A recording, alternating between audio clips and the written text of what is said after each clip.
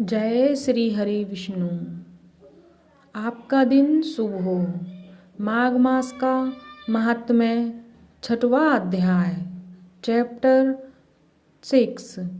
पूर्व समय में सतयुग के उत्तम निषेध नामक नगर में हेमकुंडल नाम वाला कुबेर के सदृश धनी वैश्य रहता था, जो कुलीन, अच्छे काम करने वाला, देवता, अग्नि और ब्राह्मण की पूजा करने वाला, खेती का काम करता था। वह गौमाता, घोड़े, भैंस आदि का पालन करता था। दूध, दही, छाछ, गोबर, घास, गुड़, चीनी आदि अनेक वस्तु बेचा करता था, जिससे उसने बहुत सा धन इकट्ठा कर लिया था। जब वह बूढ़ा हो गया तो मृत्यु को निकट समझकर उसने धर्म के कार्य करने प्रारंभ शुरू कर दिए।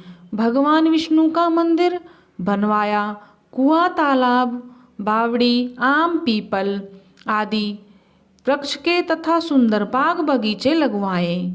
सूर्य उदय से सूर्यास्त तक वह दान करता था।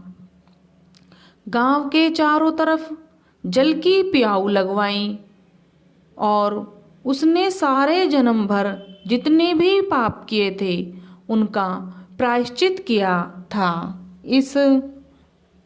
इस प्रकार उसके 2 पुत्र उत्पन्न हुए, जिनका नाम उसने कुंडल और विकुंडल रखा था। जब दोनों लड़के युवावस्था के हुए तो हेमकुंडल वैश्य गृहस्थी का सब कार्य सौंपकर तपस्या के निमित्त वन में चला गया और वहाँ विष्णु की आराधना में शरीर को सुखाकर अंत में विष्णु लोक को प्राप्त हुआ। उसके दोनों पुत्र लक्ष्मी के मद को प्राप्त होकर बुरे कर्मों में लग गए। वैश्यगामी वीणा और बाजे लेकर वैश्याओं के साथ गाते फिरते थे। अच्छे सुंदर वस्त्र पहनकर, सुगंधित तेल आदि लगाकर, भांड और खुशामदियों से घिरे हुए हाथी की सवारी और सुंदर घरों में रहते थे। इस प्रकार ऊपर बोए बीज के सदृश वह अपने धन को बुरे कामों में नष्ट करते थे। कभी किसी सत पात्र को दान आदि नहीं करते थे, न ही कभी हवन, देवता या ब्रह्मा जी की सेवा तथा विष्णु जी का पूजन नहीं करते थे। थोड़े ही दिनों में उनका सब धन नष्ट हो गया और वह दरिद्रता को प्राप्त होकर अत्यंत दुखी हो गए।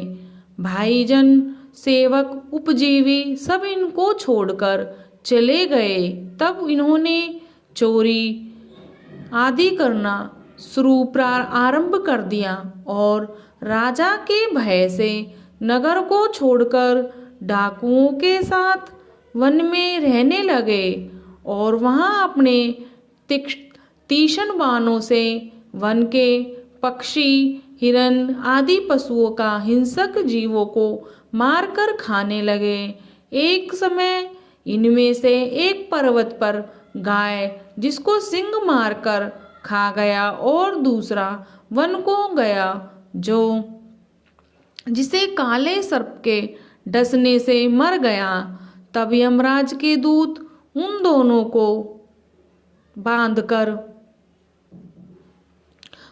यम के पास लाए और कहने लगे कि महाराज, इन दोनों पापियों के लिए क्या आज्ञा है। तब यमराज ने कहा, यमराज के पास लाए और कहने लगे कि महाराज, इन दोनों पापियों के लिए क्या आज्ञा है। तो यमराज ने कहा यम के दूतों से, इनके लिए इनको नरक ही प्राप्त होगा। जय श्री हरि विष्णु।